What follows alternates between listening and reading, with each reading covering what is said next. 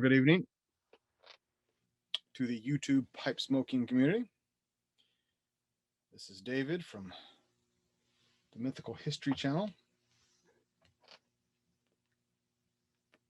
It is the close of the weekend, Sunday night, about what time is it? 7:30. Thought I'd come down and smoke my Churchwarden. It's got a little bit of an acrylic in it, looks like, on the in there. Really nice. The stem. This is it is definitely one of my Lord of the Rings type pipes. It is they call it Churchwarden. I think we're all probably familiar with that, the long stem Churchwarden. I have only one other Churchwarden that I got years ago. It was an estate pipe that I got from the rustication on that. Got it from a estate sale on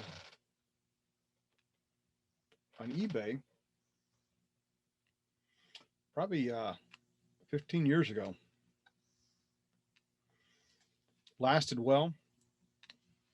I had to replace the stem because that broke on me. But this one has served me very well, and I have absolutely loved it. I love the kind of the fantasy shape. Of course, that definitely fits with my love of Tolkien and C.S. Lewis, even though I don't think neither one of them smoked Churchwarden, but in the writings of Tolkien, you find them mentioned quite a bit. Hobbits and dwarves, wizards. I don't know if it's because of the smoke. It takes a while for the smoke to come up, and it's cool by the time it gets to your mouth, so you can taste the smoke a lot better. I'm smoking a Hobbit's weed.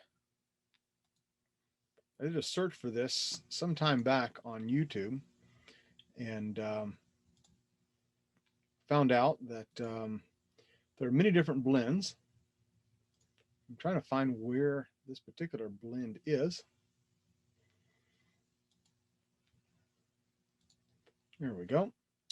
This is a blend of 2 parts Lane BCA, 1 part Lane Very Cherry, and 1 part Sutliff 1-M Vanilla. So it's a cherry vanilla blend. It's got a nice room note to it. It's a cool smoke. It doesn't bite. At least I haven't had a bite. I don't need tongue bite on it. Typically, it's called Hobbit's Weed, but I think I'm going to change the name to Shire Morning Blend. I have another one called Hobbit's Evening Delight I'm going to try.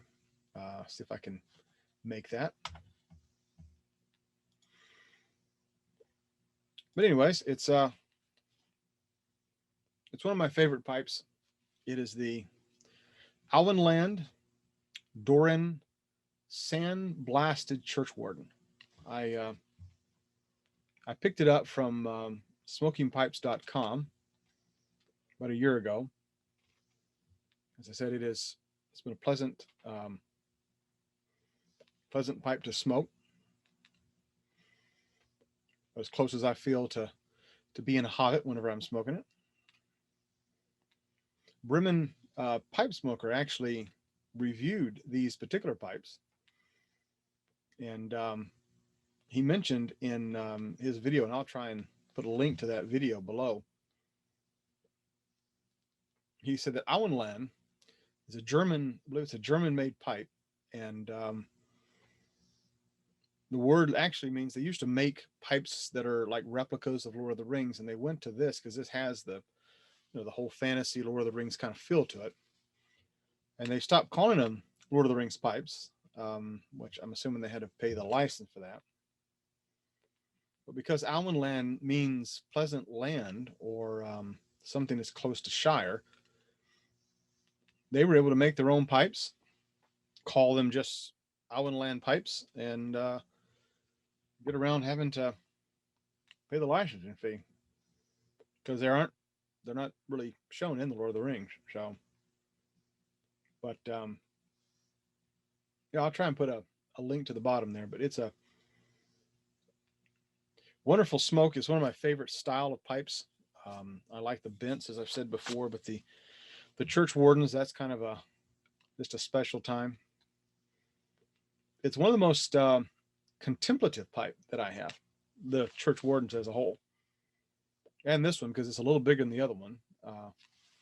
If I hold these up to one another, you can kind of see the difference between the two.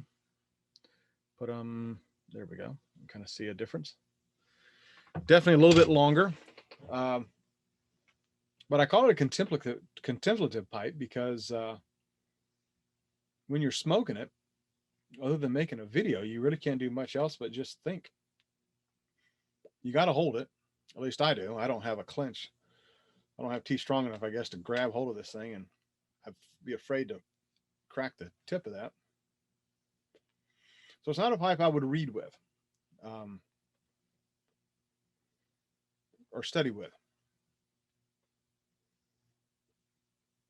I got a couple books that I like to read.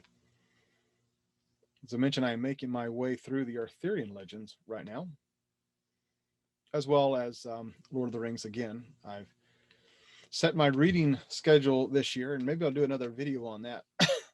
Kind of ask people what they're currently reading.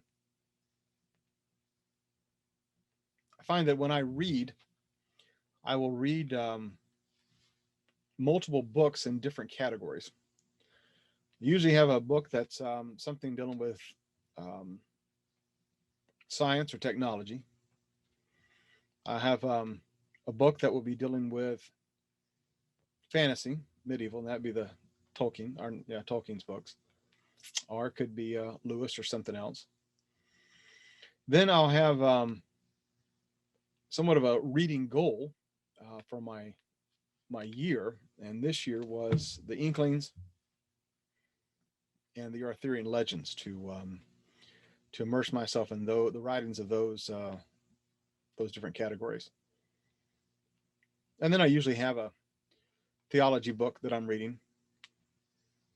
Either it's a commentary or it's a theology book or something that I'm trying to dig into. But yeah, if I'm reading, I like a little bit smaller pipe. I have a pipe, maybe I'll show you next time we delve more into that topic. I call it the author pipe. A little small pipe that kind of hangs down. It's one of the ones that you can read as well as write with, and you don't have to fiddle with it. It does have a small bowl though, so it may go 45 minutes, but you don't get too much out of it because it's such a small bowl. I like to have an paul, one that kind of just hangs there, a big bowl on the end of that. That would be kind of nice. I'm headed to do some hiking in the Smoky Mountains this next week. My kids, they've grown. They're out of the house, but we're all kind of meeting up, going on vacation. My grandson is going with us, my first grandson. So I'm hoping to maybe find me a pipe down there because we're going to be near Gatlinburg, and there's a tobacco shop there. I know they sell pipes. I think I mentioned that before, but tried to look on the line, but they have the worst website I've ever encountered. It's got to be an early 1990s website. Static pages. I don't think JavaScript is anywhere near that particular site. Even the static pages don't half the time work. So it's not a. I mean, the guy who runs it is a little bit older, so that's not really his bag. I understand that, but I just think, you could make so much more money if you had just somewhat of a presence online and people can order the tobaccos, because they do have Cades Cove Cavendish, and that's a nice one. I'll review that whenever I get back. I'm still reading my in my Arthurian studies, the Book of Merlin. It's actually turned out to be a rather interesting book. Um, the author is tracing the history and legend of Arthur, the person of King Arthur, through the Celtic as well as English and European traditions. And some of these stories go back to 500, 600, 700 AD. So it's quite interesting to read some of the original literature that's related to who Arthur was and how that kind of developed. I started also reading another one that's called Taliesin. It was by Stephen Lawhead. I don't know if you know Stephen Lawhead, but he's put a lot of fantasy books out.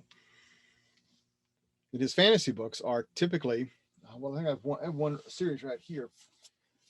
This one right here is called Hood. It's about Robin Hood, but it's a retelling, a 3-volume series retelling the Robin Hood series. And he does some interesting stuff. I mean, he does the research. He lives over in Oxford. In fact, when he wrote the Pendragon cycle, the first one is at Taliesin. I'm reading about Arthur.